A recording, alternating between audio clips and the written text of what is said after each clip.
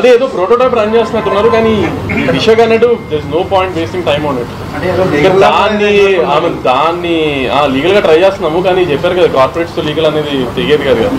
So దాన్ని overcome చేసుకునే అంత బెటర్ సినిమా తీసుకుంటాం తప్పితే ఇట్లాంటి వాళ్ళ గురించి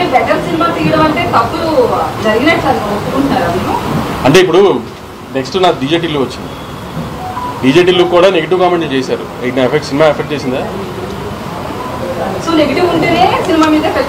నెగిటివ్ 10% ఉంటే దాన్ని 40% చేస్తున్నారు. సో సవ్యక్రమంలో కంప్లైంట్ ఇచ్చి ఎవరో దాని వెనుకున్న ఫ్యాన్స్ ఎవరు లేకపోతే ఇట్లాంటివన్నీ షార్ట్ అవుట్ చేసుకోవచ్చు.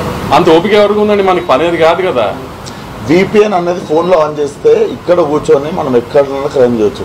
That is the basic thing on any phone. ఇప్పుడు మెయిన్ స్ట్రీమ్ మాకు ఎక్కువ పనులు ఉన్నాయి. అవన్నీ పట్టు కూర్చుంటే మెయిన్ స్ట్రీమ్ వదిలేయాల్సి వస్తుంది.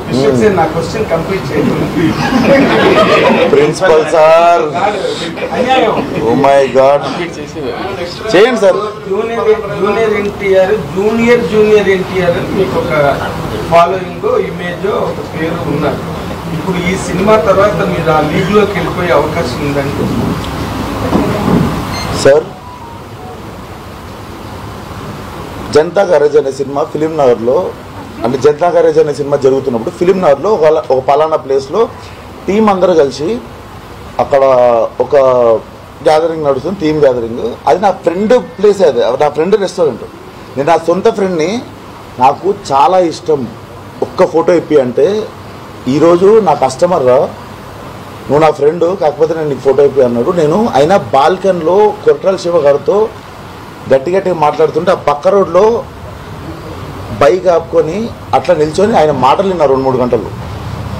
ఆయన నాకు ఎంత ఇష్టం అంటే ఆయనని ఇన్స్పిరేషన్ కింద తీసుకుంటా. అండ్ ఆయన నన్ను చూసి గర్వపడేలాగా నేను ఎదగాలంటే విశ్వక్సేన్కి పేరు రావాలని ఆయన అనుకుంటాడు. నేను చెప్తా ఆయన మెంటాలిటీ ఎట్లుంటుంది అంటే విశ్వక్సేన్ లాగా ఎదగాలనుకుంటాడు కానీ విశ్వక్సేన్ నాలాగా యాక్టింగ్ చేయాలని ఆయన అనుకోడు. సో నేను కూడా అది చేయాలి. నేను లీగ్ లోకి వెళ్తారని అడిగాను కానీ ఆయనలా మీరు తయారవుతారని. లీగ్ లోకి వెళ్తే ఆబ్వియస్ దానికే వచ్చిన ఇండస్ట్రీకి. నాగవంశీ గారు, నేను ఒక సాంప్రదాయం స్టార్ట్ చేశాను.